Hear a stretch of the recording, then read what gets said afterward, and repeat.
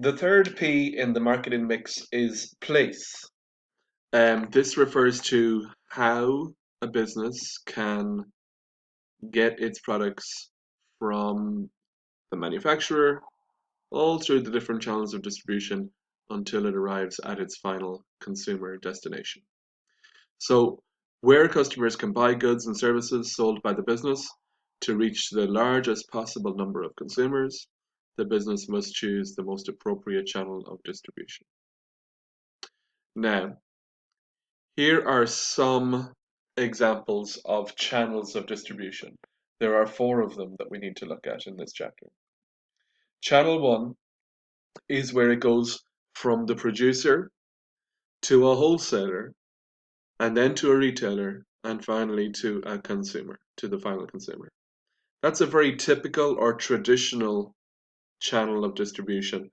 And an example of that might be, for example, baked beans in your local shop.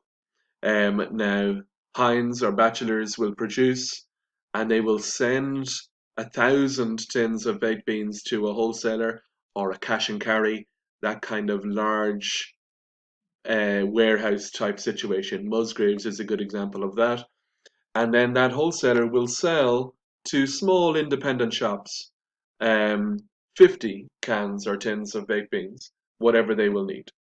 And so the wholesaler's purpose here is to break the bulk down from 1,000 or from 10,000 or whatever it might be into small, convenient packs for the retailer in a cash and carry situation. And then the retailer then, of course, will stock them on their shelves and will finally deliver them to the consumer who will come in and pick them up and buy them. Channel one is a very traditional um, channel of distribution for all consumer goods, really. Now, channel two is able to go from the producer directly to the retailer, skipping the wholesaler, and then from the retailer to consumer. And this is pretty much the same process, except in this situation, if the retailer is large enough, and we're talking here about supermarkets like Aldi or like Lidl or like Dunnes Stores or Tesco, then they don't need to have bulk broken down by the wholesaler. Instead, they can buy directly from the factory. So in that example, Heinz or Bachelors, they can sell 10,000 tins of beans to Aldi or Lidl, no problem. They don't need to break it down into 50 tin trays. Instead, they can just sell those guys 10,000 tins and they will move them because they have the storage capacity to keep them and they have the customer footfall to move them quite quickly. So therefore, this suits a deal between a large retailer and a producer, cutting out the wholesaler and arriving to the consumer in one less step. Hence, your tin of beans in Dunnes Stores is going to be 50 cent, whereas your tin of beans in your local corner shop is going to be 75 cent because the corner shop had to also factor in the wholesaler, which in channel 2 could be skipped over or ignored. Channel of distribution number 3 is where it goes from a producer to an agent and then to a consumer. And the producer to an agent is usually when you're talking about um, selling into a particular market, maybe into indeed a foreign market. So, for example, if you have an Irish company who want to sell a type of yogurt and they want to sell it into a French market or into an Italian market, well then they will maybe sell it to an agent over there who and that agent will be responsible then for getting it into those stocking it in those Italian or French supermarkets because you might not have the links in order to do that. Okay, another example of that um, might be Avon, who are, in your textbook it says they're an American company that sells their own brand of cosmetics and homeware and fashion items.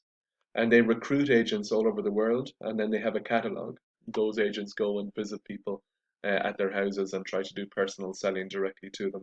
So therefore, the producer is Avon, and they send stuff to individual agents, and those agents go directly to the consumer. It's another example of channel three, that channel of distribution. And then channel four is where something is delivered directly from the producer to the consumer without any retailer or wholesaler or agent involved. And an example of that is if something is handmade or bespoke.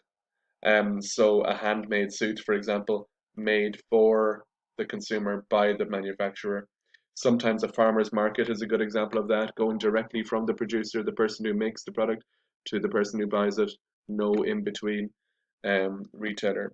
So the examples there are, of course, that you can achieve a better profit perhaps because you are cutting out the retailer and the wholesaler, and you get to meet your consumer directly, and you can get feedback from them, and you get to know that consumer and what their needs are and wants are.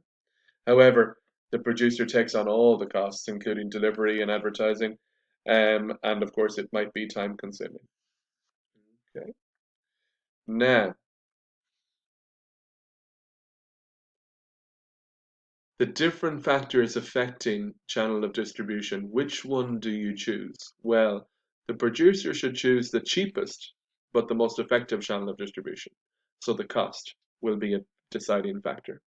And the nature of the product. If it has a very short shelf life, well, then you need to get it to the consumer as quickly as possible.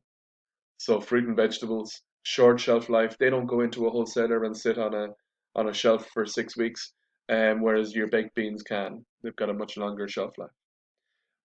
Another one there might be the target market. Um, Whoever your target market is, you need to pick a channel of distribution that will reach that. If that is people who want to browse in a supermarket, then you can pick channel two. Whereas if it's somebody who wants something bespoke or handmade, you will pick channel four. Okay. The business image. So to maintain a brand image, a producer may need to choose a particular channel of distribution. So, a business might say, we are made to measure or tailor fitted, or we do things to your particular individual requirements. So therefore, they'll have to choose Channel 4 in order um, to upkeep that image and brand. And then finally, the market size. Well, wholesalers may store producers' products and then transport them to retailers. And this may often be the most financially viable option for a producer to distribute their product to a wide range of consumers. So it's difficult for some producers to strike deals with individual supermarkets. Instead, they will um, send it to a wholesaler and let the wholesaler um, source them into shops. Okay, so there are a whole pile of different factors to consider when choosing a channel of distribution.